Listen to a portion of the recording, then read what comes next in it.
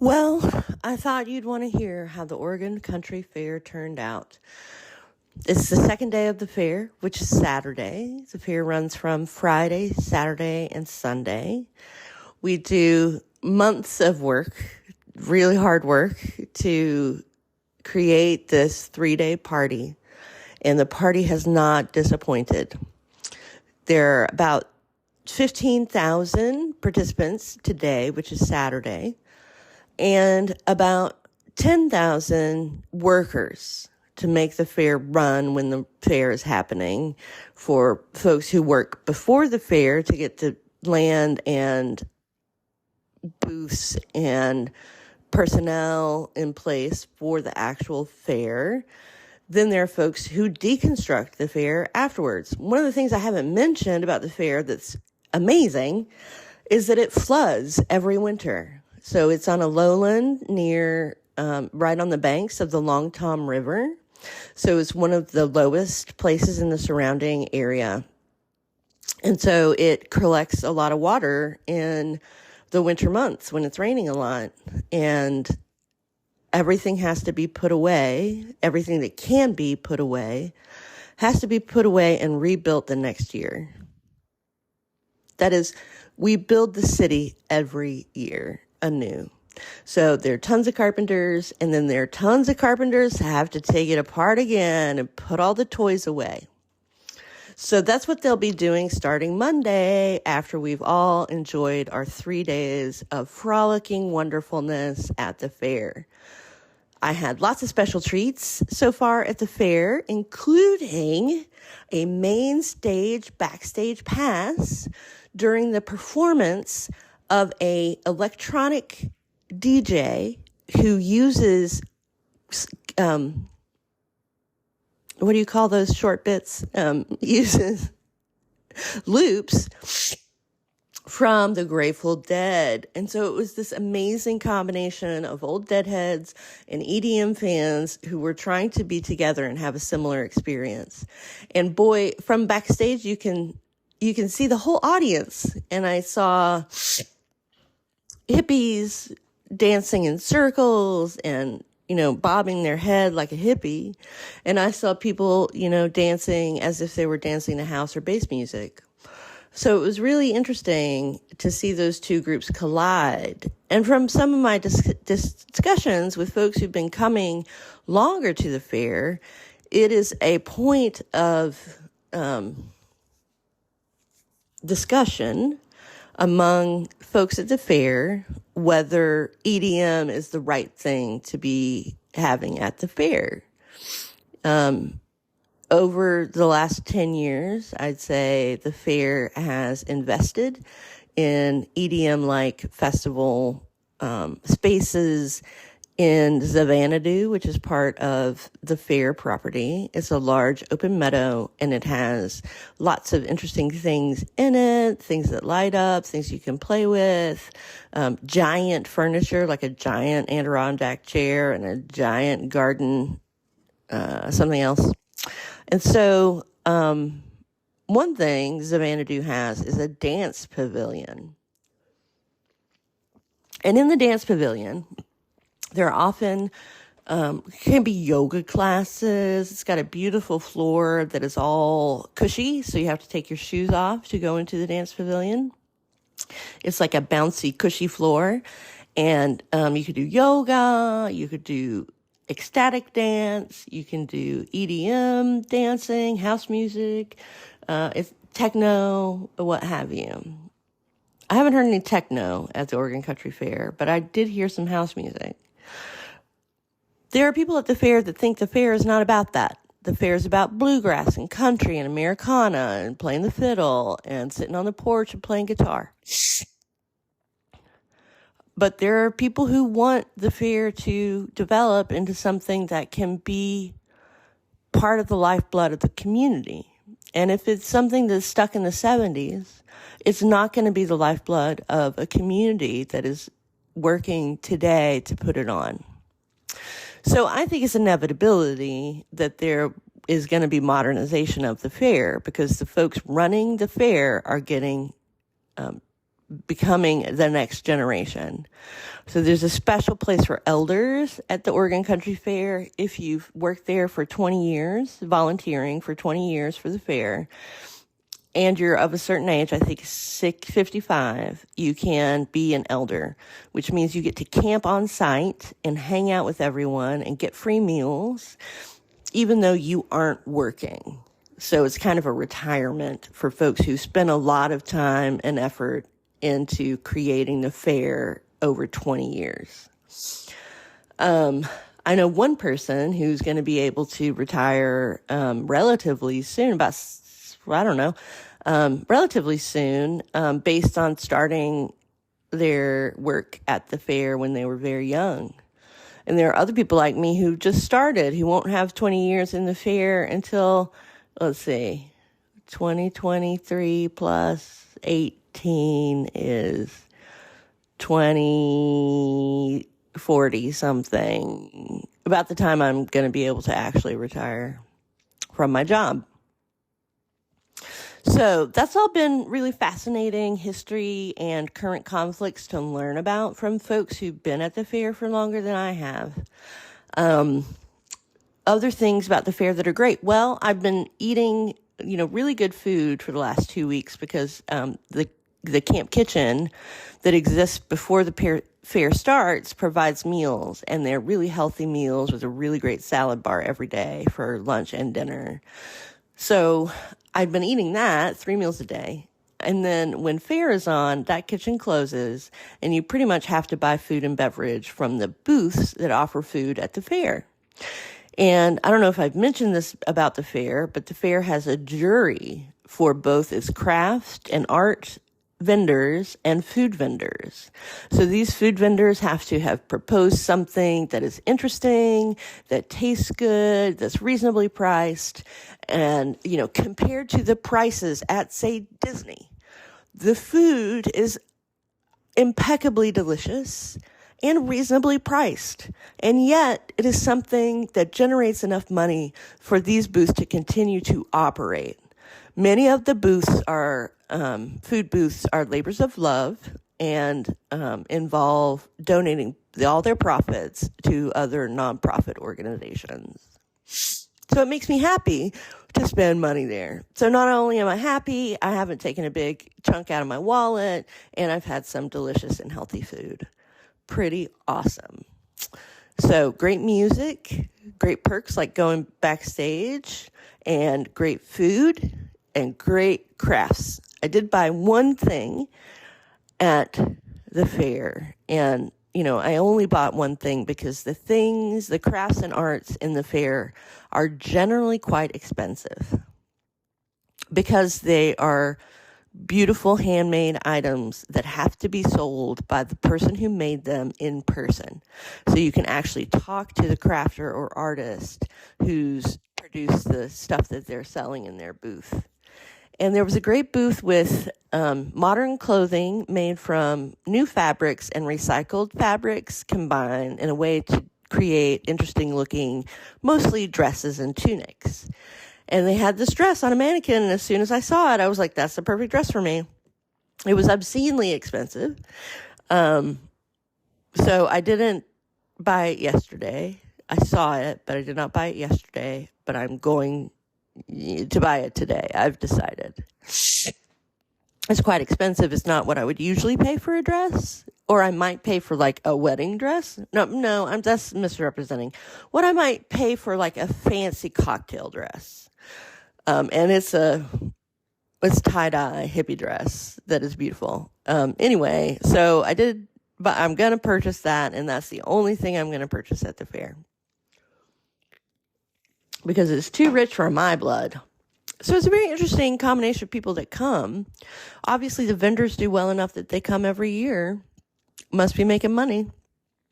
The other thing that has been really wonderful about being here that I'm sad will end soon is access to the Ritz, which is an open-air shower and sauna that can be used by both visitors to the fair and the folks who camp here. And I've taken a shower there every day for the last 2 weeks.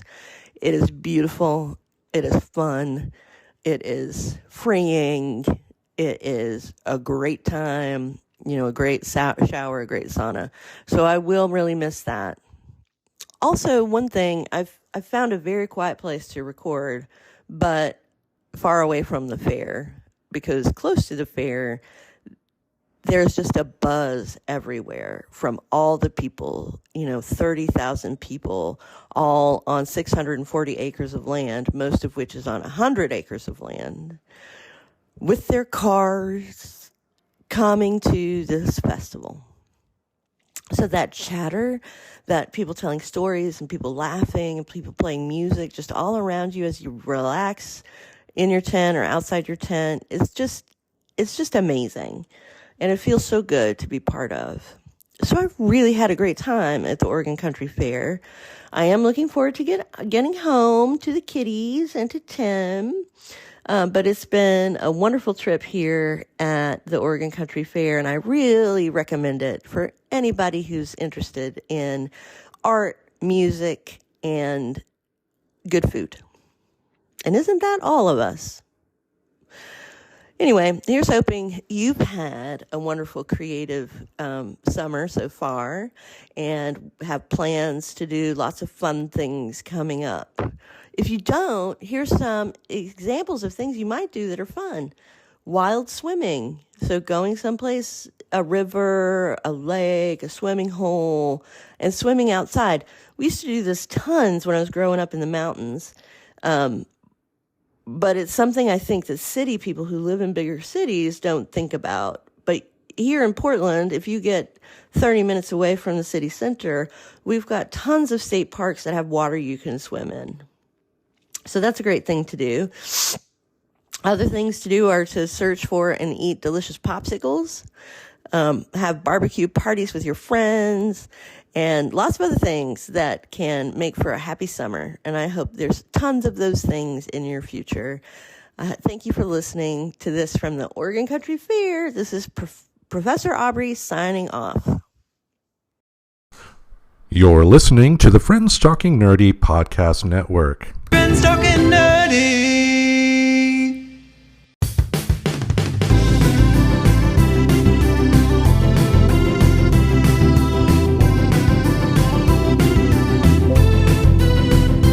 If your friends are nerdy and you are nerdy too, I want to talk to you. Friends Talking Nerdy.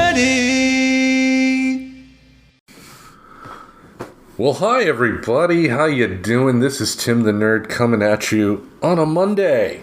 Thanks for listening to Friends Talking Nerdy. Joining me, as always, we have the beautiful, the vivacious, the effervescent, the greatest legal mind in the Pacific Northwest. We have Professor Aubrey. How you doing? Oh my gosh, Tim, what an introduction. That was very complimentary of you. I have my moments. I feel slathered with adoration. Mm-hmm. You're like, what does he want? No. What are you trying to get me to do now? So, yeah, welcome to the show. We're on Monday. Yeah, we've been talking a lot behind the scenes about ways we can kind of shake things up. And shake them up in a way to hopefully get some more attention on the show, because the traditional ways we've been going about getting an audience have brought us success, but it's also, I believe, reached a plateau. And, you shake it up, because there are different avenues to get people's attention. And I think more than anything, one avenue that we have not gone through for various reasons, and a lot of it having to do with the pandemic, of course, is the person-to-person, talk about the show, but also putting the show at a time to where people may be more inclined to listen. Just the more I've thought about it, it seems like Monday would be a better day because someone's just going into work, they're at the office, they want to listen to a podcast, boom, put it on, there it is. Compared to a Saturday to where, Saturday, that's most people's weekends. Some people do work, so it's possible to listen there, but just thinking about it, it didn't seem right anymore in the current, world that we live in. So switching it to Monday, I think, is going to put it in a situation where I think a lot more people are going to consider it, just because, again, they could be at the office, they could be at work, and, be like, I'll give it a try, Yeah, and then they hear our ridiculous antics, and they're like, these people, solid gold. Exactly, folks. So we are growing, we're learning. Yes, we are. So the other thing that podcasting on Monday does for us is it gives us the weekend to actually record the segments. More extra time. I mean, I know a lot of times your weekends are usually filled up, but it's also night. I think it'll be perfect, though, because even if you do have a busy weekend, that's 2 free days for me to be able to do research on like a future episode or something like that. So the weekend will have more time dedicated to, the show. Yeah. Yeah. Exactly. Yeah. I totally wowed the professor, folks. She's like, I just can't say anymore. Wow, it's wow, so wow, brilliant. wow. Well, that's the exciting news from the podcast. From the administrative side of the Friends Talking Nerdy Podcast Network Studios. Exactly. We can move on now to the more entertaining parts of podcast. Yeah, we just bored the hell out of you for the first 3 minutes here. Now we'll show you what we've really got to share. And this week, I got back from the Oregon Country Fair. Yes, as people heard last week, you had some interesting times at the Oregon Country Fair. Internet being what it was, you weren't able to have as full of a discussion as you at first anticipated. But we got some great audio, and we even started the show with your conclusion of everything. So, just what has it been? What was your overall impression, and what's it like being back? Those are great questions. Thank you very much, Tim. My overall impression is that the people that go to Oregon Country Fair, by and large, are extroverts. So I wouldn't like it. I'm pretty sure you would hate it. Eventually, by fair day, the population of staff members only living on the same land that you've been living on for the last 2 weeks jumps from 200 to 2,000 to 12,000. And so if you think about that space having to accommodate that many people, it's like an urban environment, only in tents. Yeah, I mean, a small town is going to have roughly 12,000 people, Yeah, and if you count the fair participants then who come in, it's another 15,000. So it's a city. It's an Oregon town, It's its own Boise. It's its own Boise, exactly. Yeah. Boise's been getting better over the years. It's still in Idaho, though. Yeah, it is still in Idaho. And I will not go there.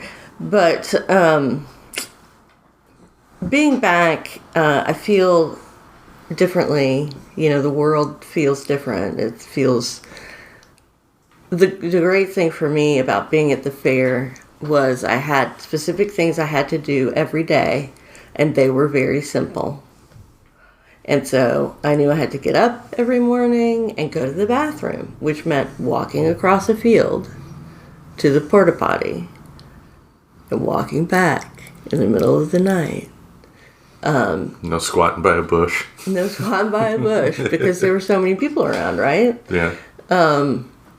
Right, so get up in the morning, do that, brush your teeth, and then walk immediately to main camp where someone has made you coffee.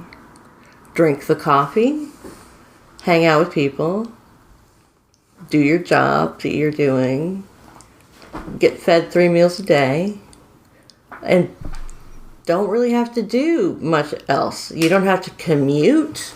You don't have to do a job you don't like. You don't have to take care of a house or a yard or pets. You don't necessarily have to be with the people you usually live with, like maybe you're living with somebody else during that time. There's just lots of real positive things, I think, about shaking up your life in that way. And I feel refreshed, even though it was very physical. I actually really loved the physicality of it and wish to bring more of that to my life here in Portland. Mm-hmm. It's just not demanded of me like it was at the fair, and so I'm just a lazy asshole, and I don't do what I know I should do. So I should be like Mr. Buzzcut from Beavis and Butthead. Hey, go outside, take a walk. Yeah. Okay. Yeah. No, I, should be able to do that for myself. Yeah. But sometimes the best laid plans Of mice and men, blah, blah, blah. Something, all something. fuck up in the end. That's right. That was a quote from Larry the Cable Guy, folks. No, but overall, good time. Would you recommend it? Would you recommend it? Great experience for you? Or is it for a particular type of person? I had a great time. Like you said, I wouldn't, really have enjoyed that. Just because you don't like crowds. Yeah. And it was a huge crowd, and it was in very limited quarters and very hard to get away from. Like, you couldn't get away to a quiet spot. Like, there were no quiet spots.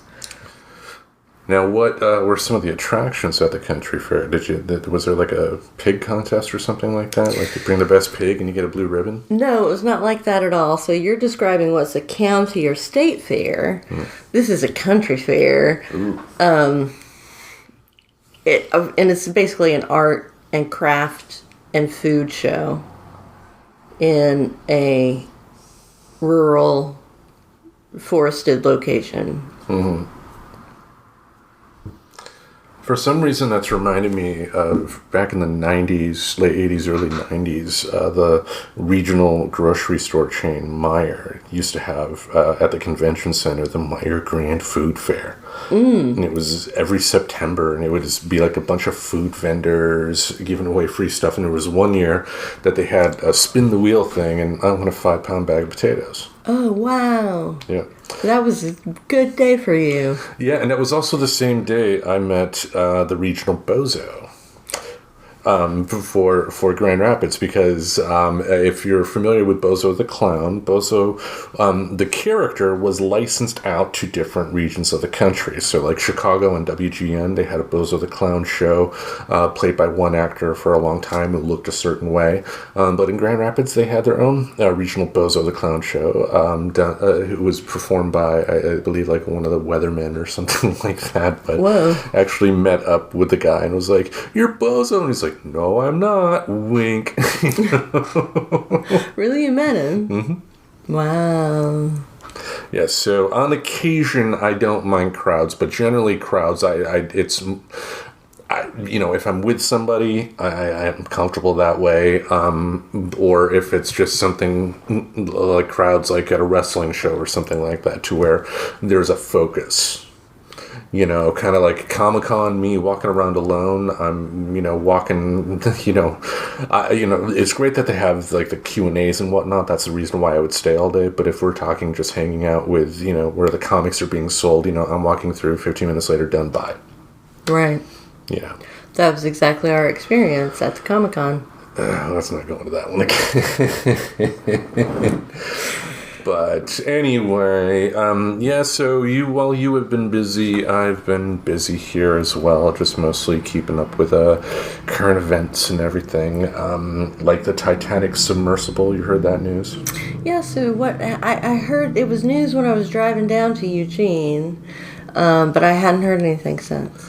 Yeah, it was a company, basically a scientific company, had the idea of, if we have rich people pay us money, we would have more people to invest in stuff, for our research and whatnot. But also the company that owned the submersible that went down to the Titanic also didn't necessarily believe in stuff like regulations and keeping the sub in tip-top shape, because they're like I heard, like, the scientists talk about, how a sub like that should be kind of judged like you would an airplane, because airplanes, after like a certain amount of flying miles, they're automatically retired, no matter what. And something like that is, something like a submersible needs to be judged the same way. It's not like a car. A car has, wear and tear over time. Yeah, you'll have to replace it, but it's not you get 100,000 miles on this and then it has to be destroyed.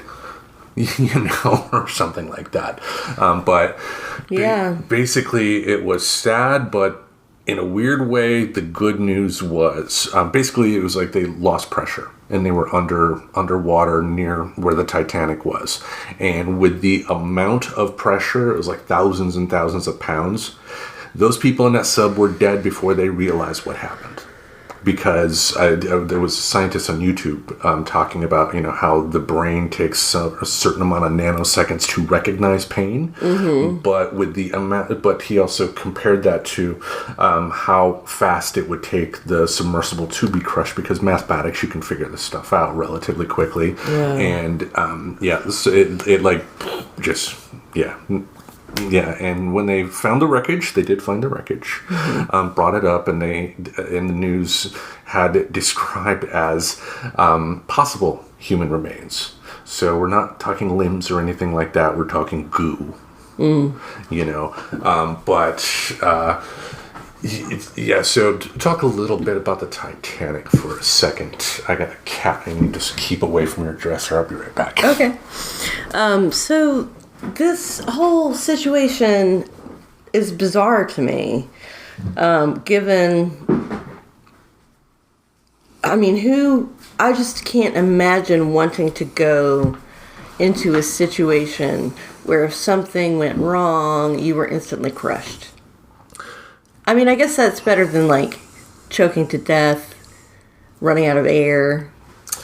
It's a risk that's meant to take, and I guess the idea behind taking passengers, I don't necessarily disagree with, because if a rich person wants to spend a lot of money for a quick glance and that helps, researchers with whatever because they have extra income, fine, that's a beautiful thing.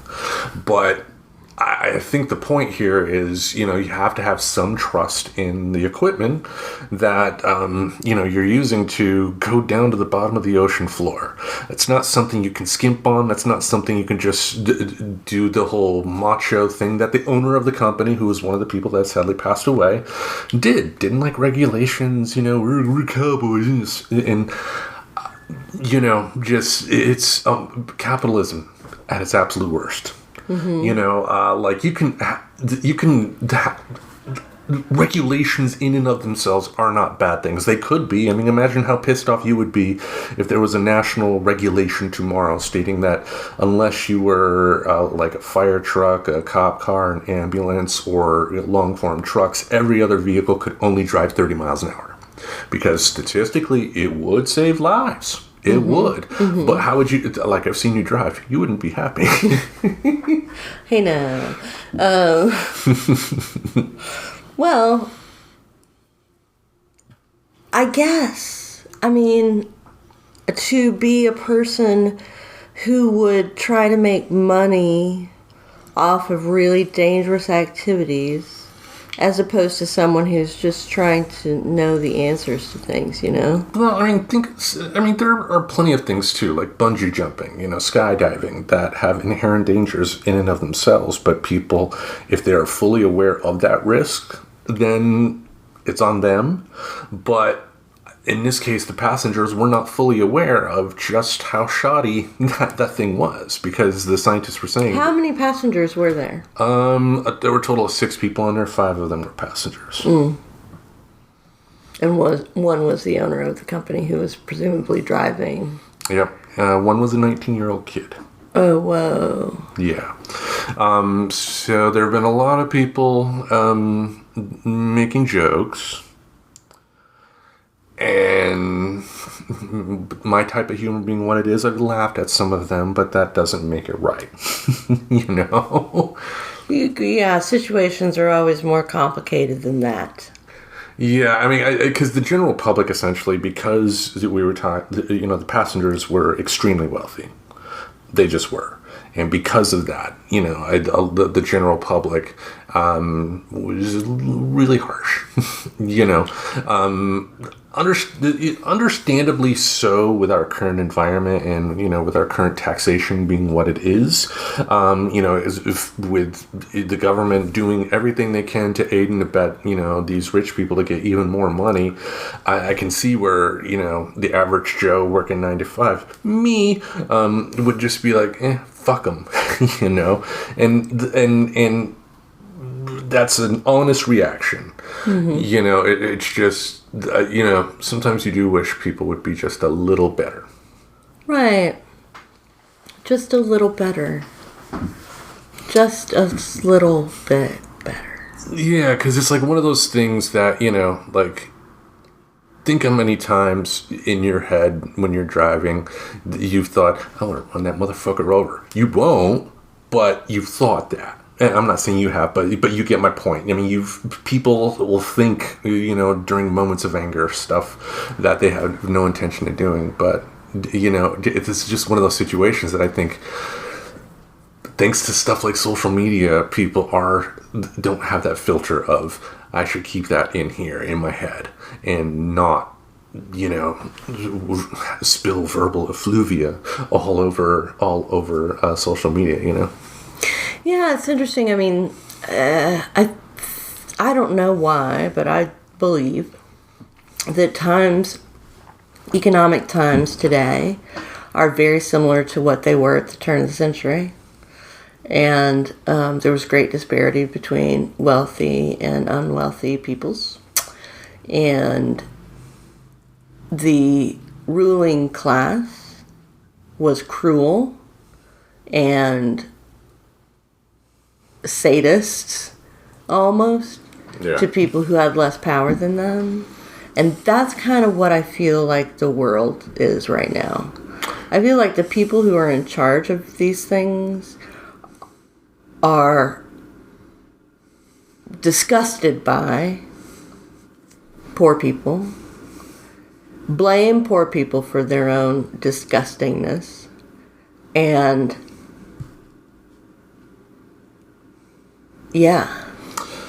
fuck so the they rich, they never want to help in a real way. They don't want to help, and 9 times out of 10, any sort of responsibilities that you or I would have based on certain actions mean nothing. Right, like let's go back to 1984, I believe. Vince Neil, lead singer of Motley Crue, was driving really fast in a car while high on cocaine. Passenger in the car, a member of a different band, but they're driving and it crashes, and the guy dies. Vince Neil only spent 15 days in prison for that. You or I did that, we'd still be there. We'd still be there awaiting trial. Yeah. It's when, and look what's going to happen too with Mango Mussolini. Like, my fear is that even if Biden gets reelected, if Trump does get found guilty or whatever, I think at the end of the day he's going to get a pardon, because the rich will do rich. Well, ultimately it's just keeping the door open, because if they're going to go after him, then they could go after me. I hope I'm wrong. I want him to be convicted, and I want there to be public scrutiny on all public officials, regardless of party. And if any public official is abusing their power, as we have seen, then they should be prosecuted to the fullest extent of the law. Let me put that out there too. I'm not, when I talk about Mango Mussolini, it's not just, Republicans are bad. This is a broader thing. I think all politicians should have their feet held to the fire, because you take that mantle of responsibility, that being a politician, especially when you come to the federal level, that's a big amount of trust. And when you just abuse it, fuck you. I'm sorry. And then everybody, don't get me started. That's a topic for another episode, I guess. Yeah, eat the rich. Yeah. It just astounds me that they are that ignorant of history, because there are countless examples over the centuries of rich people going too far and poor people being like, fuck it, we're going to have ourselves a riot. Yeah, I mean, that's what I was saying. This sort of my sense that we're like about the turn of the century, in that that's what was happening. The rich were so rich, they call it the Gilded Age, and the rich were so incredibly rich and the poor were so incredibly poor. That, it led to riots, it led to revolutions, it led to, all kinds of political activity by the majority, who were wildly the majority, just like they are now. And the funny part is, too, I think most average people, if the rich just loosened the purse strings a little bit, allowed themselves to be taxed a little more, so the average person could have a better life, I think most people wouldn't be against someone who is rich, who's even a billionaire. But when, you have billionaires that are doing this whole tax scheme like Bill Gates, with his foundation, and I'm sure the foundation does do great things, but I can also pretty much guarantee that no money that goes to that foundation will go towards anything that would make Bill Gates lose money. Absolutely. And, that money in his foundation should be taxed by the government. I mean, basically what he's doing is taking money and making it tax-free by putting it into a foundation that is nonprofit. But his wife was the executive director, getting paid a huge amount of money. Yeah. So the expenses were significant. So for it to be nonprofit doesn't mean that people can't be making a lot of money in the organization. Example, churches. Right, exactly. So what Bill Gates did was take his money, and instead of giving it to the government to disperse, as the elected government chooses, he just made his own tax system, essentially. And what would he choose to spend his money on? Well, hiring his wife, and then pet projects that didn't have anything to do with him. Yeah, and again, to be clear, if examples are given of positive stuff that the Gates Foundation has done, that's great. I got no problem with that. But the problem I have is the bigger picture. The fact that he's not paying his fair share and feels that just because he has his money, he should be able to distribute it where he feels it's best. Fuck him. Especially because he's one of those people that visited the Epstein Island on multiple occasions. And rumor has it that the reason Bill Gates got divorced was because his wife found out. Days of our lives of the rich. Fuck them anyway. Fuck them. Yeah. All right. Speaking of that, we had something else in the news as well, and that leads us to our main topic this week, and the wacky Supreme Court. Yeah, they've had a number of just absolute ridiculous decisions. We're not going to go into this particular decision too in depth, but there was that Colorado baker that, they ruled in favor of allowing her to explicitly state on her website that she will not make websites for gay weddings. So discrimination is now legal. Mm-hmm. And the sickening part too is like the day after that announcement, they found out that the person that the woman claimed contacted her about, making a gay wedding website for him and his husband, lived in San Francisco, was heterosexual, married, has children, and is a website designer himself. He was not aware he was a part of this. And, it's a big part of me just wonders what the logical part of me wonders why this was even brought up if that was the case. But seeing what we see today, I mean, as we record this today, word came out that Clarence Thomas's aides were receiving money via Venmo from defendants that were doing their cases at the Supreme Court. Whoa. Yeah, a little bit of a conflict of interest here, So forgive me for being a little cynical about the actions of the Supreme Court, but the big one that I think is going to, they've done a lot so far. They've done a lot to set back the progress that we've had in so many ways over the past couple of years. But this one, affirmative action, is gone. Yes. So is that true? Is that what the Supreme Court said? No, that's not what the Supreme Court said. The Supreme Court said that race could no longer be considered, but socioeconomic status could be considered, and determination and demonstrated commitments to standing up for themselves. Those kinds of things you could talk about, and the more compelling stories, some of them are going to come from people of non-white races. Mm-hmm. And it may even become a dog whistle for race, so that those who want to discriminate then start discriminating against people who've had difficult lives. Depending on the type of college we're talking about, there was a podcast that I had sent you the link to, and you got about halfway through the show, but that I really enjoy, called The Political Orphanage, with Andrew Heaton as the host. He is also a co-host on another podcast called We're Not Wrong that I'm a fan of as well, but he did an entire episode on, Clarence Thomas and the affirmative action decision, and it got me to thinking that this is something that we need to talk about, ultimately, because, initially I found myself, when I first heard the news, getting really upset, and, I'm at the point now, thanks to, self-reflection over the years, understanding that if I do get upset, I should take a breather and do a little more deep diving into the issue to find out what's happening. And, I think ultimately, in terms of the decision itself, if you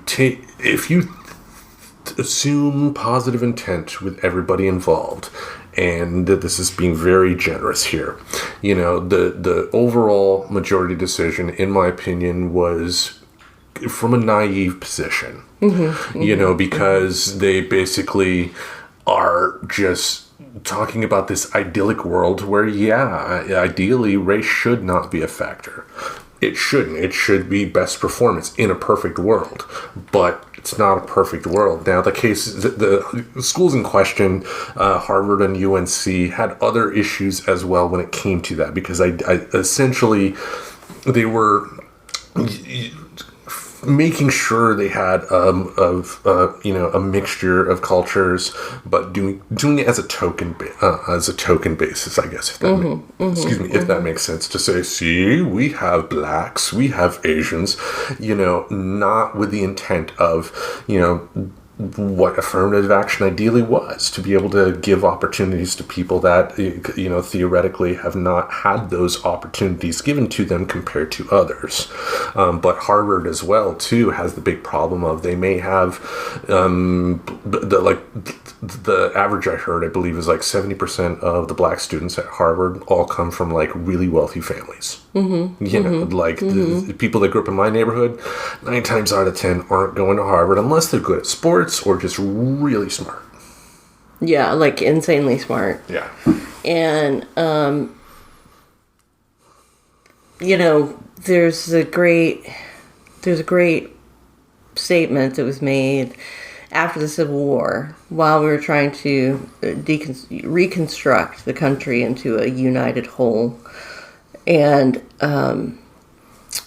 there was a great statement that I really related to,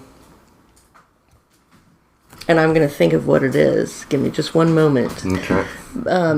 So, no, please don't do that. Oh my God. Oh, so it was saying, if you've been weighted down by chains and another person has not been. And it's the start of a race. And even if they take those chains away, no matter how, maybe you've been carrying them for 2 years, maybe you've been carrying them for 10 or 20, 50, 80 years. Mm-hmm. We take the chain away and we say, go ahead. We're not stopping you.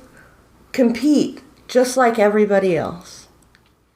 And there's no way that person could be successful. Yeah. And that is basically what happened during Reconstruction, which led to Jim Crow, which led to the Civil Rights Movement in the 1960s, which gave us affirmative action. And it was a time when people were still being openly and intentionally oppressed and excluded. Yeah, and my big fear about this decision is that as of today, with it being gone, it's made it harder for minorities and women out there to be able to fight for their rights, because we don't have that standard of being able to not impossible. I really believe it's okay to say, and that it's realistic to say, we're still lifting up a generation that a few generations ago was enslaved in this country for over 400 years. So why not take 400 years and say, for those 400 years, we're going to lift people up? I mean, if the past few years have opened at least my eyes to in a lot of way, and it's sad that my eyes had to be opened due to the events of the past couple of years, but I think you're right. We do need that time because, we're still suffering the wounds of the Civil War because we never properly put in the solutions to make sure it wouldn't happen again. We just had continually, after Lincoln, it was Andrew Johnson next, I believe, who wasn't a big fan of Lincoln. And basically the reason Reconstruction didn't go as well is that Andrew Johnson didn't really care. Right. And Andrew Johnson was a Southerner. Followed by another Southerner, Andrew Jackson. Oof. And we know all the things that Andrew Jackson did. He throws a good party, though. Anyway. Right, and everybody's confused because he adopted a, supposedly indigenous person. I don't know who these people were, but it seemed at that time that you could be a decent human being and society could be racist as fuck and brutal to some people, and that is okay because I'm charming and handsome, or because I adopted a disadvantaged child. People do that all the time. It has nothing to do with their character otherwise. Madonna and Angelina Jolie, right? Mm-hmm, exactly. But... Exactly, honey. That's exactly what I'm saying. Yep. So what we wanted to do here, I did a little deep dive and found a decent pro-con article from the good folks at helpfulprofessor.com. Funny enough, the pros, they miscounted. They had 3 twice, so they screwed up. This is like a professor website.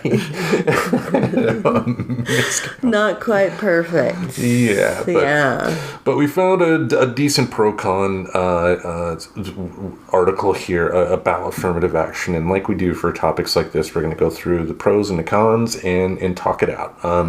Obviously, at the end of the episode, affirmative action is not going to be solved. Racism will not be over in the United States. This is just an open discussion of 2 people, and we invite you at home too to join in on the conversation, whether it be on our social media platforms out there. Even though we are not as active on there as we have been in the past, if somebody were to drop a line, we're going to be responding right away, right? Oh, absolutely. Yes, and you're like, yeah, you are, Tim. But and also too, I mean, if you're a part of the new Facebook, Twitter replacement called Threads, we're on there now as well. Oh wow! Yep. Which is kind of, it's like the enemy of my enemy is my friend at this point. That's the reason why I joined, because if that were to somehow hurt Elon Musk, I would love to have one small role in that. You know, speaking of somebody who deserves to be, I don't know, are guillotines still cool? I don't know. But anyway, what we wanted to do is go through the pros and cons here, like we do, have the talk, and you know, just again open the door for conversation here, because this is an important topic. Now, obviously, while we are two white folks here, you know, we have, you know, based on our ages, experience over the years of, you know, what we've seen, and obviously Professor Aubrey works in the education field, so you know, this is something that, you know, you deal with on a daily basis when the school year is going. Yeah, and one of the things that first inspired me to work for social justice was the book Savage Inequalities, which is all about the different experiences of majority black schools and majority white schools in St. Louis. And they were savage inequalities. You know, if you looked at the standard of living between the two sets of schools. And so for me, you know, since I read that book, I've always been like, but it's socioeconomic status.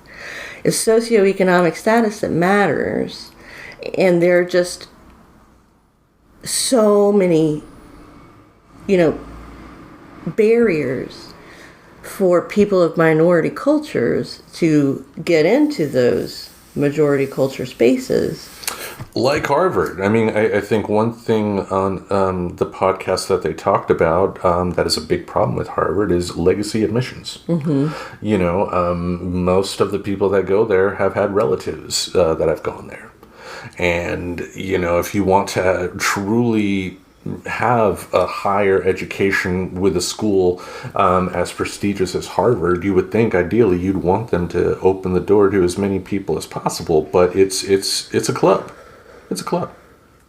Exactly. It's a rich kids club, and it's always going to be a rich kids club. Whether they're black rich kids, white rich kids, Asian rich kids. I mean, they're going to be the people who have been best educated, best nurtured, best helped by the best help available.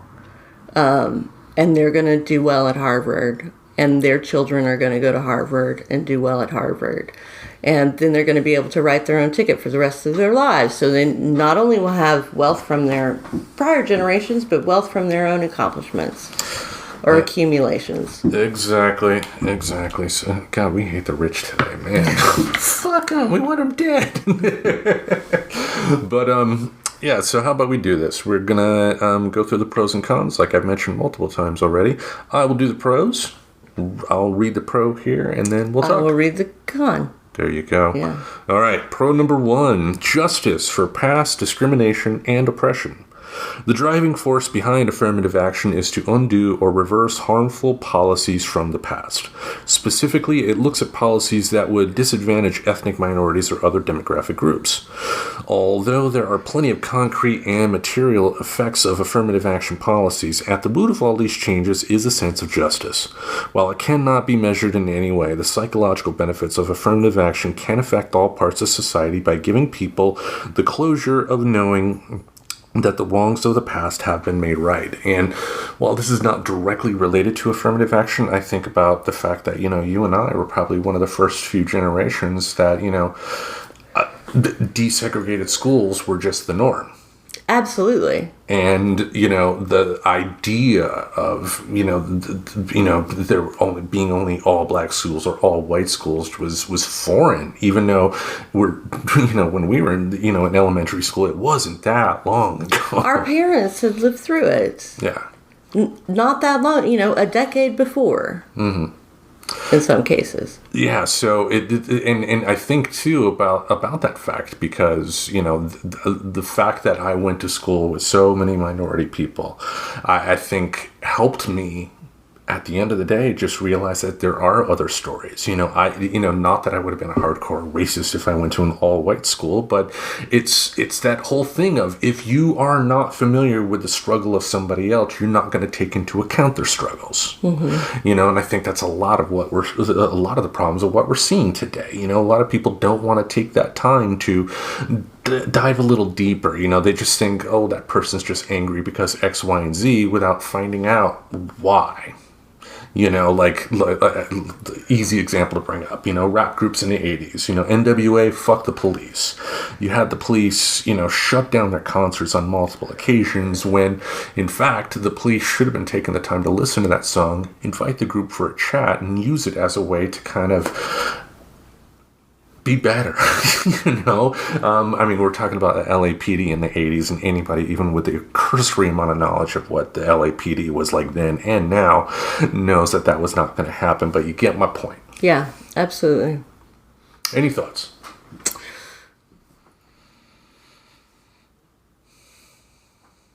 So, here we're talking about using the concept of reparations, really, or justice for past wrongs, being affirmative action. And we're saying that's a good thing. Oh, and I think I can tie into the analogy that you gave from the example of the Civil War. Think about if you did have somebody that had heavy chains on and then they took the chains off and said you had to race, but you had somebody give like a full massage and then the person with the chains was given like 100-meter, head start.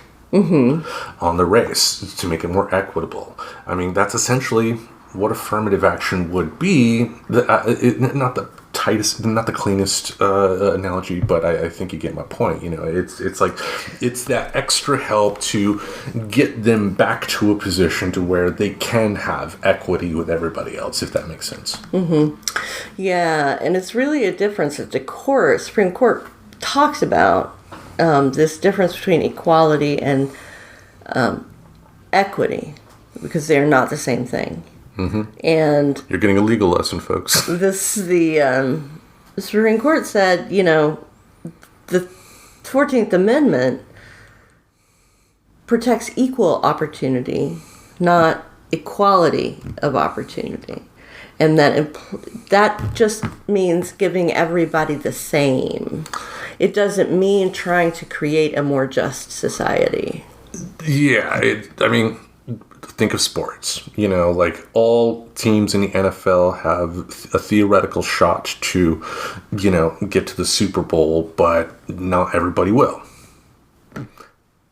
Same idea here, and you wouldn't want to have a sport to where they forced everybody to win a championship at least once, or if, they said, oh, they lost too much, so we have to give them a couple wins to make it. You don't want that. You want to have them have a fair chance. Now, if you had an NFL team that was, staffed by high schoolers, that wouldn't be equal.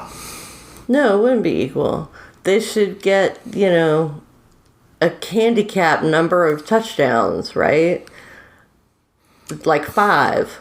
I still think about that.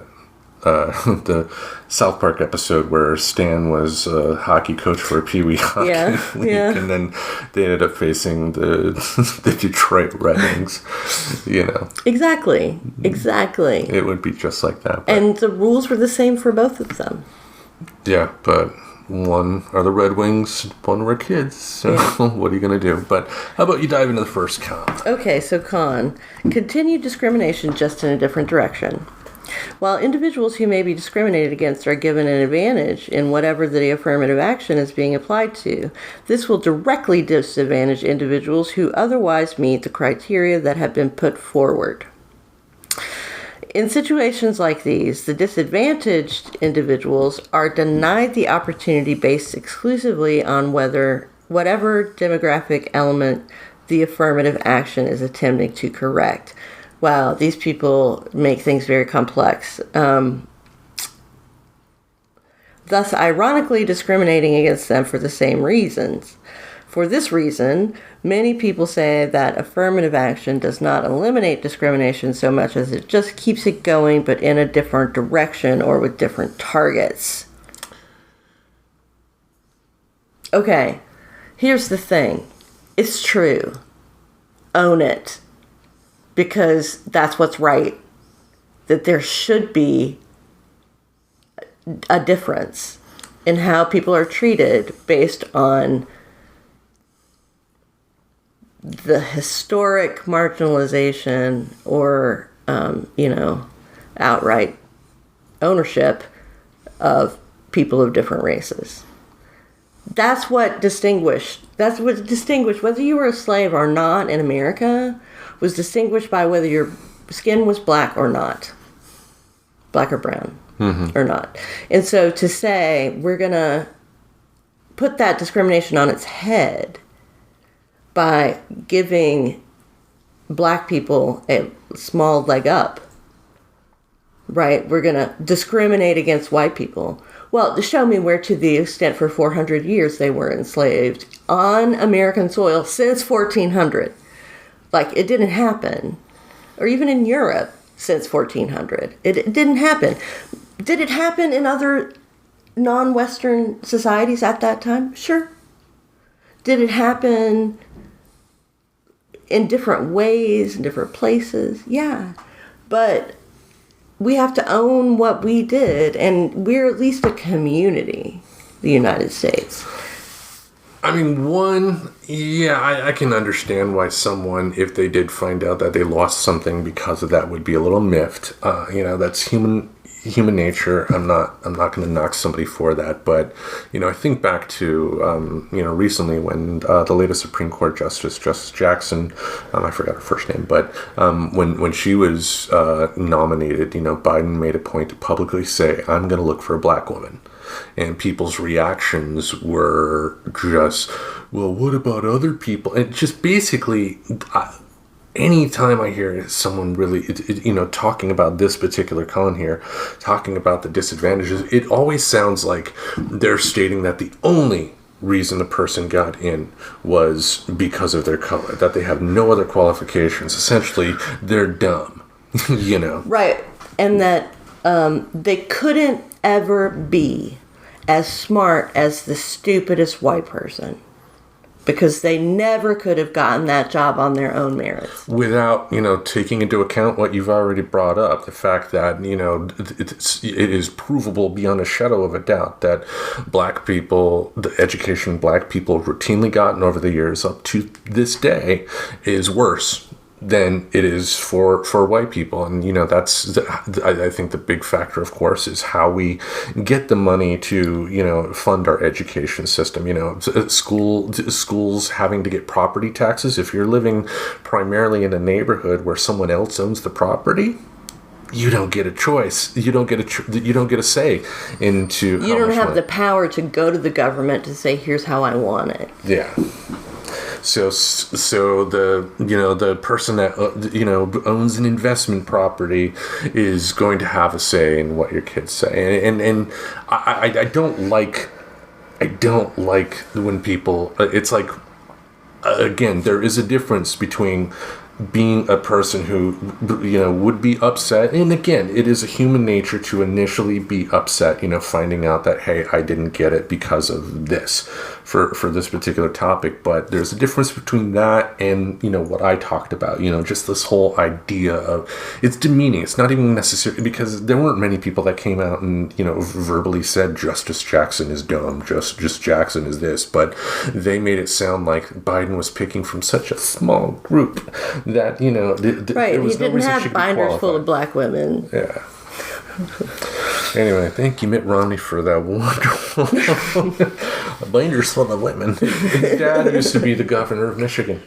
Yeah. Son of a bitch. And his dad too tried to run for president in '68 and essentially kind of fizzled out. Like similar to his son. Yeah, but the Nixon juggernaut, what are you going to do? But shall I go into the next pro? Yeah, let's hear the next pro. All right. It helps disadvantaged groups climb the socioeconomic ladder. Social mobility is considered by many to be a feature of a healthy and well-functioning society. Poor socioeconomic status can often be a trap, where the longer a person or group stays within it, the harder it is to come out of. Affirmative action gives many communities that are stuck at the bottom of society a helping hand to climb up to a better life. By helping entire communities rather than solely individuals, affirmative action can implement sweeping positive changes across society. And pretty straightforward. Pretty straightforward. When it's done with the right intentions, it will have very positive effects. What do I mean by the positive intentions? I point back to one of the reasons Harvard was at the Supreme Court for this particular thing. They were using their minority students as essentially tokenism. It wasn't a real effort to get a diverse group of people there. Because I think one thing that I think it was on the political orphanage that they mentioned, like a black person from a really rich family may experience racism, but the racism they experience is not going to be the type of racism that, someone from our neighborhoods would experience. Right. And so how can you call that diverse? Right. There's that. I mean, I think it makes me think about caste systems. When we think about the longer you're within a certain socioeconomic category, the more likely it is that you will stay within it. It's really frightening because you can't ever escape. And so this idea that you can get up on your bootstraps isn't really true, because some black people have gotten more resources than other black people, just like some white people have more resources than some other white people. And it also reminds me of the HBCUs, the historically black colleges and universities, which did at one time only admit black students and were segregated. Now they will accept any students that apply and qualify. Now, that's one thing I did forget to bring up, but they mentioned it on the podcast. Now, this ruling for affirmative action is, in terms of on a federal level, if you as a school accept federal money, you have to go by the laws of the land. Mm-hmm. And which makes me think, what if Harvard, Harvard has enough money coming in, if, they said, hey, we don't need federal funding anymore. I don't see them doing that, but theoretically, if they said that, would they be able to just, if they wanted an all-white school at that point, if they weren't taking any federal money, there would be no federal coverage of their activity. So the Civil Rights Act of 1964 and subsequent policies enacted by presidents, which are executive orders to federal government agencies, those things would not apply. Most states have a Civil Rights Act that is very similar and have affirmative action policies that are similar or more stringent than the federal requirements. Not California. California does not have affirmative action. I'm not saying every state, okay. Many states. So they might have protections, or they might have affirmative action programs or race-aware programs, and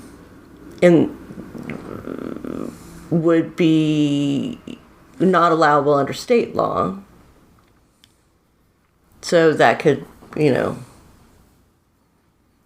it's not just federal law that requires equality and equity. All right. Well, speaking of that, let's dive into the second con here. Okay, second con. Stifling and inefficient bureaucracy. Many affirmative action programs, policies, or implementation teams can end up more complex than desired. When this happens, they can become very expensive, which diverts resources away from more essential destinations. They may also become inefficient and easily exploited, allowing for a culture of corruption to grow. When this happens, affirmative action can end up being used by malicious individuals for their own benefit rather than for the greater good of society. I think it is possible. I mean, that is something to think about in terms of like corruption, or like think of like an Elizabeth Warren type, like 1/16, Native American or something like that, but claiming she's a Native American. What if a person, in theory, if they did have, how do I word this correctly? If they have, like, let's say they have a Latino last name, but, they grew up well-to-do, but used that Latino status to be able to have an extra foot in the door. Is that fair? Well, is it fair? I don't know. Is it ethical? No. Is it moral? No. I think morals depend on the person, and ethics are what society sanctions and doesn't sanction. Yeah, it's. I mean, and there's another South Park episode too. Like when Butters goes to Hawaii, Right? Like his people in Hawaii are the type of people I'm thinking of here. That would try to, do that, because people are people. I mean, there are going to be bad people that will try to abuse the system for their own personal gain. And that is something to consider, and that is something that, in theory, could lead to money wasted to stop, Yeah. And you know what? There's corruption. And when we're talking about corruption here, I think we're talking about food stamp, conglomerations of harvesting food stamps from people for drugs and using your food stamps in a way that's not allowed to buy drugs, right? That's the kind of corruption we're talking about. Yeah. And who does that? Not many. I mean, because like most of the people that do sign up for food stamps, want to use it for food. Yeah. And the thing is, if you've got it together enough to go to the food stamp office and deal with the bullshit to get through to a social worker who then decides whether you're entitled to food or not, you can see why some people would not really care about following the rules of the system that they're involved in. Yeah, and that reminds me too of, like in Sacramento, the food stamp, the place you go to sign up for food stamps there has a website to where you can start the sign up process on the website, but they don't have anybody that reads those applications. So when you send it in, nothing happens. They force you to go to that office. And that's wrong, especially in today's times. Now, you may have some jackass out there. Well, if they're poor, why they have the internet? Because it's a utility at this point, folks. To fill out an application, you're not going to business. It's much easier and cheaper for you to have the internet. There's a special deal. I think for $9.99 a month, you can get a fairly fast internet in most cities and states. Yeah. So it is a utility at this point. And it is cheaper and easier to do online than it is to go across town. Yeah, and like even at McDonald's today, you want to apply there, you're not walking into the store asking for an application. You're going to the website. I hated going in and asking for applications. I'm glad for the internet for that reason. Yeah, I always hated it. I hated it so much, it made me so nervous. Yeah. I would like an application, please, sir. Welcome to McDonald's. I love you. All right. Shall we go on? Yeah, let's go for Number 3. Enables social participation for disadvantaged groups. A representative society needs input from as diverse a selection of its population as possible. Historic laws have excluded many groups in the past, and due to the legacies and lingering effects of these policies, many of the same groups are still excluded. Affirmative action aims to give historically excluded groups a leg up to participate in institutions and sectors where they have been and continue to be underrepresented. This is especially important in fields like education and law enforcement, where a tailored approach, depending on the community being served, is essential to their success. I mean, it makes sense. Like, do you want the CIA to hire a spy to do undercover work in India and have that spy look like me? Or do you want them to hire an Indian person that's familiar with the culture and whatnot, to be able to mesh seamlessly into their job, you know? Yeah. I mean, in when it comes to the representative culture too, I mean, this made me think of Lethal Weapon. I think I've mentioned this story on the show a number of times already, but Danny Glover was not originally the person in mind to play Murtaugh. Richard Donner was the director of the film and was thinking of other people, and all white, until his casting director says, "What about Danny Glover?" And Richard Donner was just like, "Duh. That is a perfect idea." It's just he didn't think about that. And I've always respected Richard Donner for being that open about that, because I think a lot of times people just don't. And I think the power of that decision from Richard Donner, having Danny Glover star, as one of the main stars of a major action franchise in the 80s, no less, was huge. For society as well, because again, we're talking, he played a role that anybody could have been, and that was fucking awesome. And, and also too, by, including Murtaugh's family in on there, you had different dynamics than you would have gotten if it was Rex, and here's my kid Diane. You get my point. I mean, you have a different view of things just because you hired him for that, and that gave us some great moments in the film. But I think it helps, as far as entertainment goes, it helps people understand that there are different stories out there. Totally. Yeah. So yeah, I mean, when I agree with things, I don't often have things to say about them. I'm just like, yeah, I mean, that flows. That stands up to scrutiny. Yep. So let's move on to con. Con number 3. The culture of dependency. By lowering barriers to entry for select groups, affirmative action can create a culture of dependency upon the leg up, rather than encouraging all groups to compete on a level playing field. These hypothetical cultures of dependency are driven by complacency, which can happen both with performance and with any application process. Where complacency leads to reduction in performance, this lowers the efficiency of the workplace or institution within which it is happening. Where it leads to complacency in applications, it can make it difficult for those making the decisions to find the right people for the role or opportunity.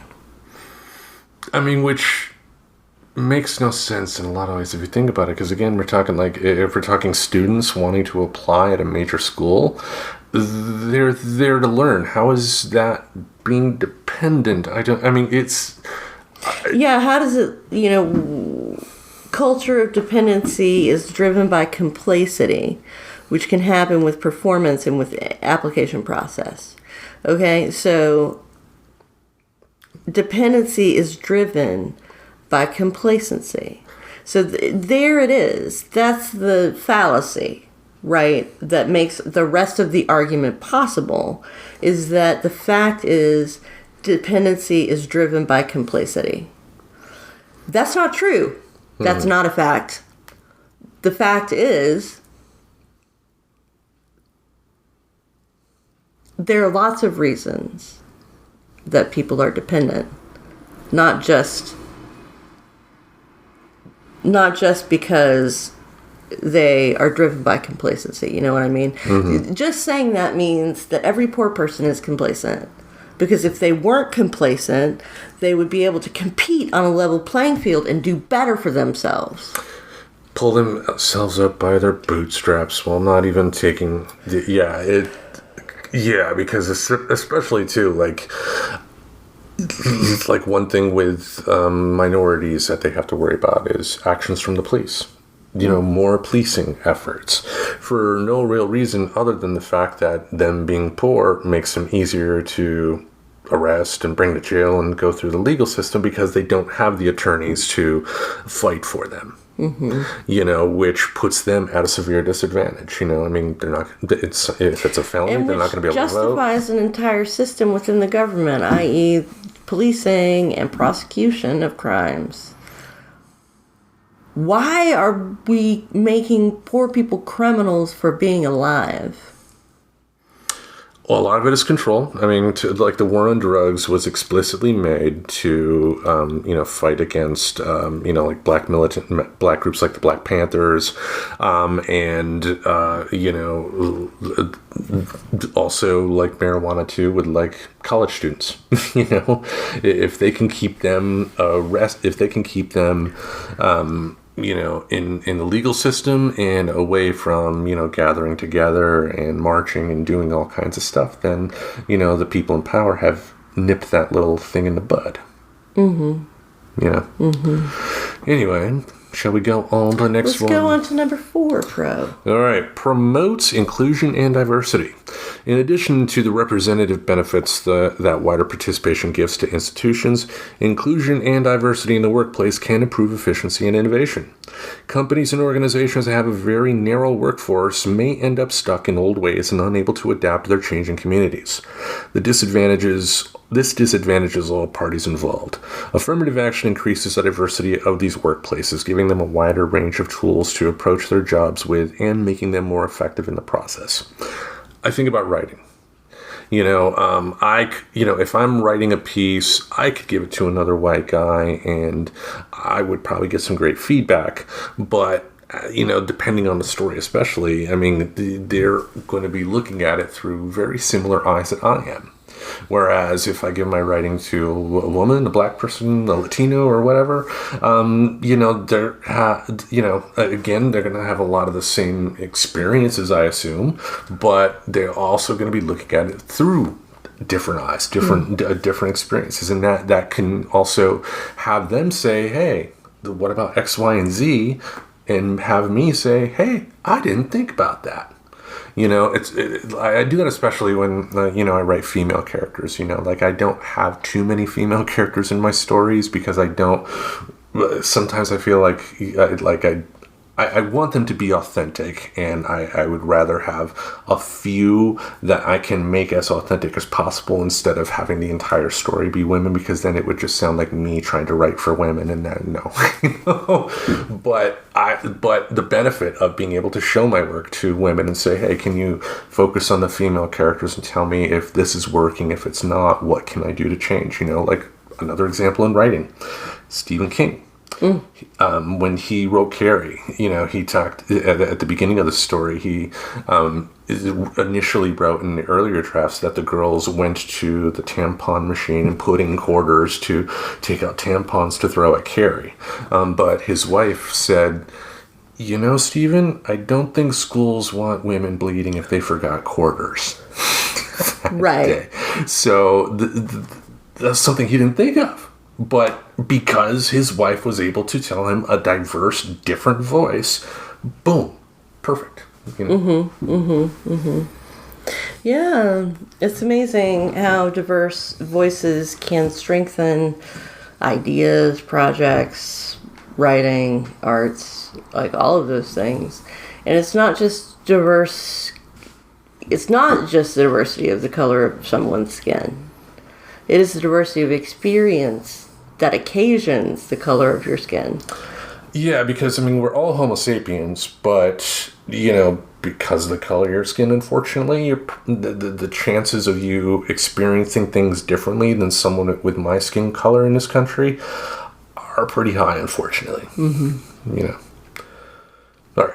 Do you want to go on to con number 4? Con number 4, lowering of standards. In addition to a drop in efficiency due to the culture of dependency that may arise, affirmative action may also let unqualified people into roles that they would not have been accepted into even if the recruitment process were completely fair and free of discrimination. Many affirmative action programs create a lower set of standards for the groups that they want to help By doing this, assuming a normal distribution of qualifications along the new acceptance levels, the overall quality of the person in the role will go down. This can be especially critical for fields like medicine and others that involve life and death. Okay, so what we have just said is that affirmative action leads to death. Affirmative action kills, Tim. But it's that old argument. I mean, it's like the reaction I mentioned earlier about, the public reaction to Justice Jackson being nominated and brought to the Supreme Court. It's not true. Like, you put her credentials and give those credentials to a white guy, people wouldn't have said shit. It was just because she was a black woman that people got into a huff. And because Biden said he was going to elect a black woman, but, that's a different thing for a different day. But, yeah, it is not true. Now, one thing I can think of would be like in education. I mean, we've already talked about there being an education discrepancy among, minority groups and, white folks, doesn't make them dumb at all. It just meant that they didn't have access to the tools that other people had, and maybe they do get a little extra help or something like that if they need it, but that does not make them dumb. That does not make them incompetent, and they can get brought up to speed rather quickly. I mean, do you get what I'm saying? And if so, is this something that you've seen in play at the college?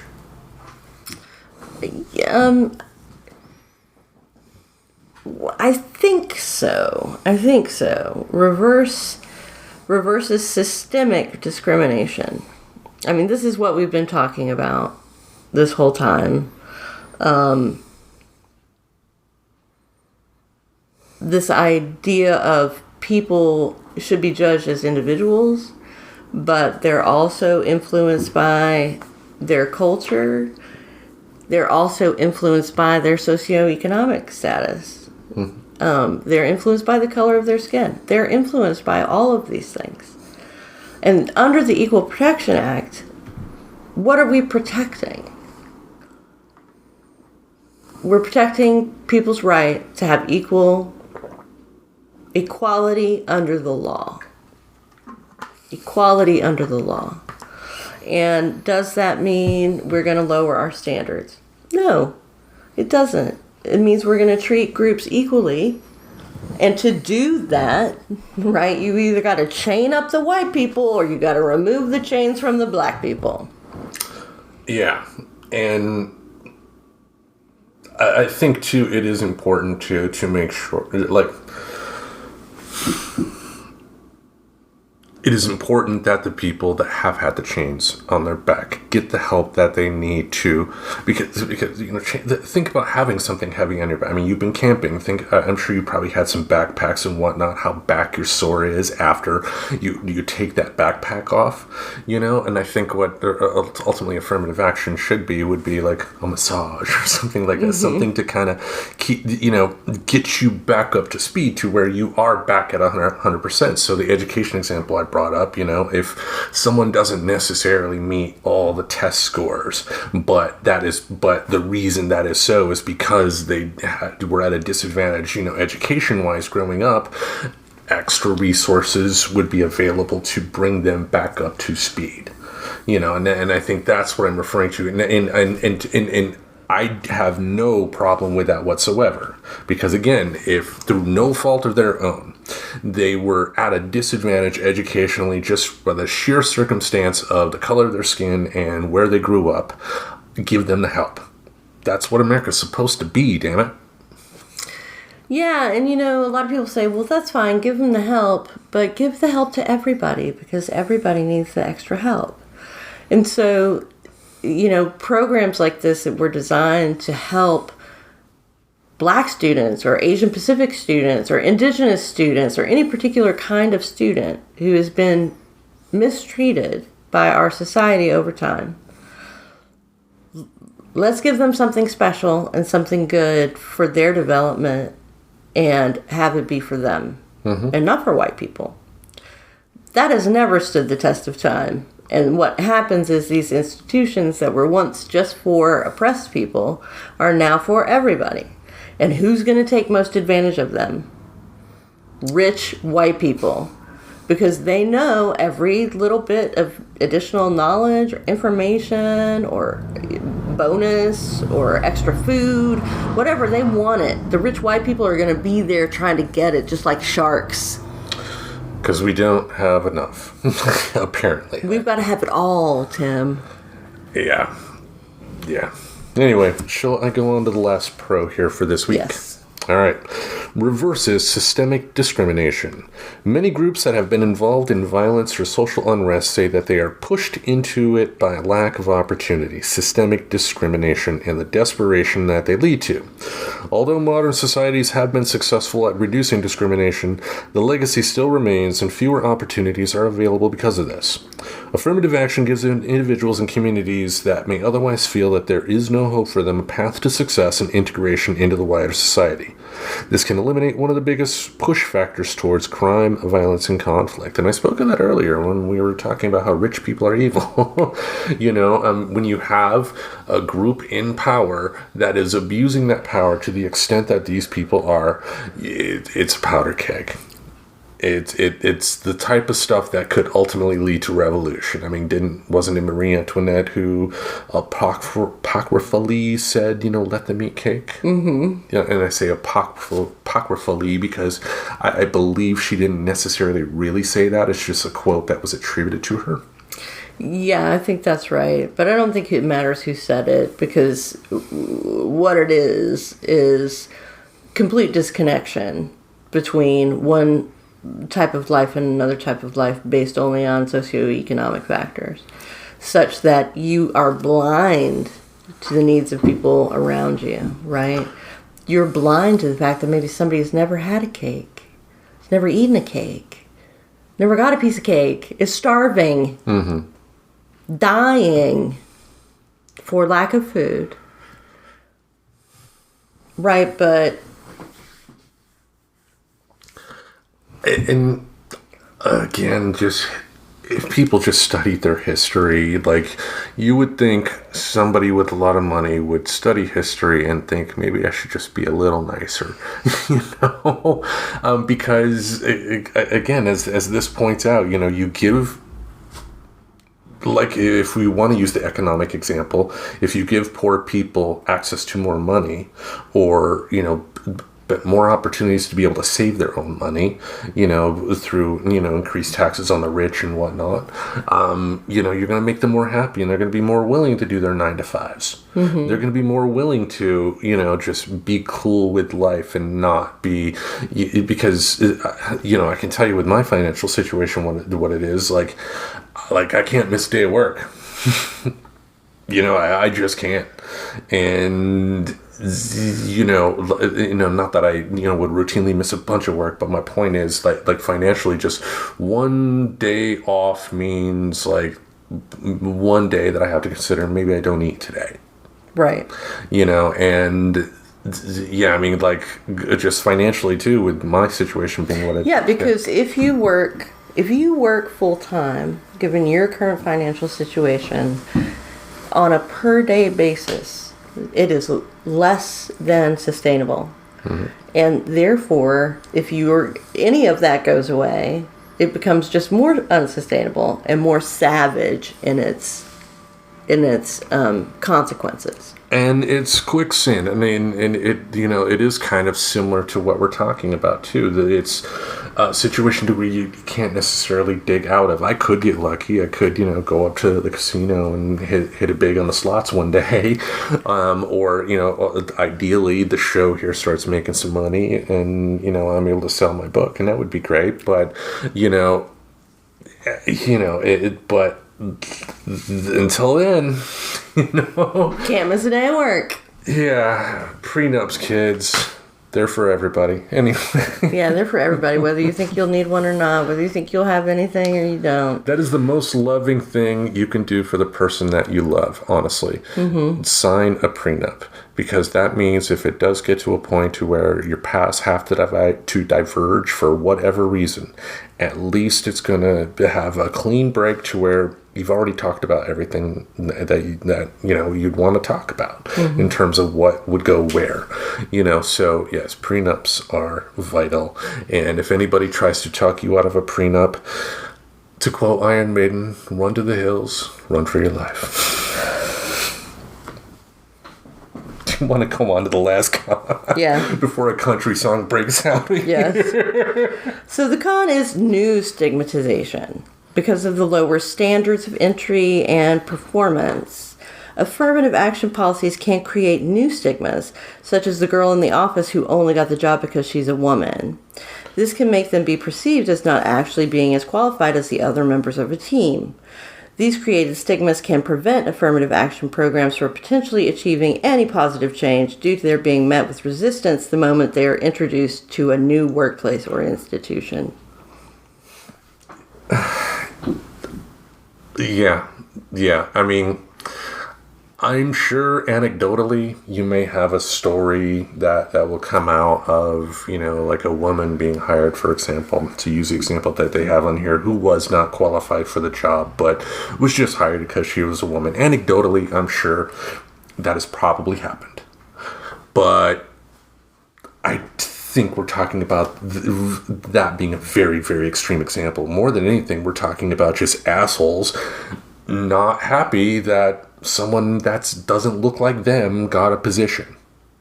And, like at Apple, for instance, they talk a great game about diversity and all that stuff, but most Apple stores you go into, lily white. You may have some sprinkles of minorities here and there, but, like that, you're going to have mostly white folks, especially in leadership positions. And in our society, you can tell someone's socioeconomic status by the way they look. By what clothes they have on, by whether their skin is blemish-free or not, whether they have fabulous eye makeup or garishly, what would be called by white women, garish eye makeup, something like that. Well, then I'm fucked. No. Do you know what I'm saying, though? Like, yeah. There's a perception of what a poor person looks like. And I think society does that a lot, too. Because, there are assumptions made about people based on the way they look. Like, that person's pretty, they must get all the boys or all the girls. And they do. But you are assuming.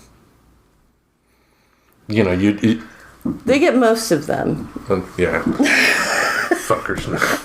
Share, goddamn. Basically, if you're pretty, thin, rich, or otherwise advantaged, come to the Friends Talking Nerdy Studios and give us a blowjob. Hey! Okay, on that note, let's call it. You ready to wrap things up? Yeah. All right. Yeah, this is part 1.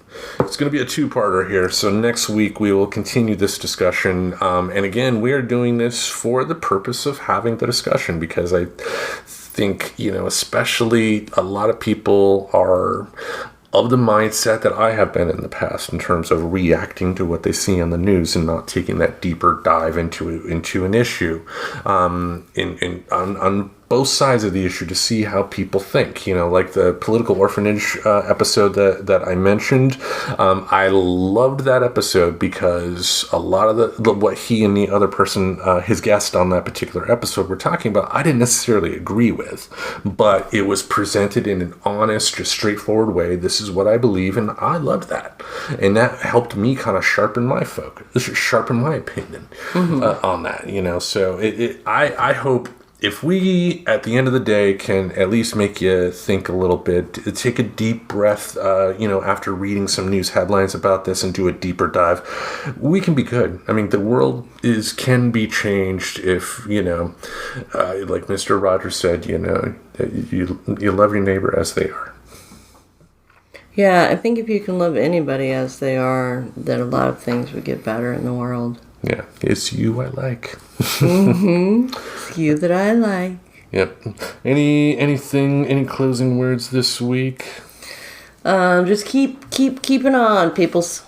Keep keeping on, damn right. All right, each Monday We'll have something in this podcast space to entertain your ear holes. Until we meet again, we bid you adieu. Goodbye. Auf Wiedersehen, baby.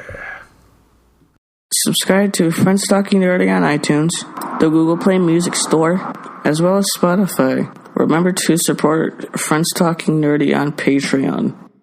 Goodbye, darling.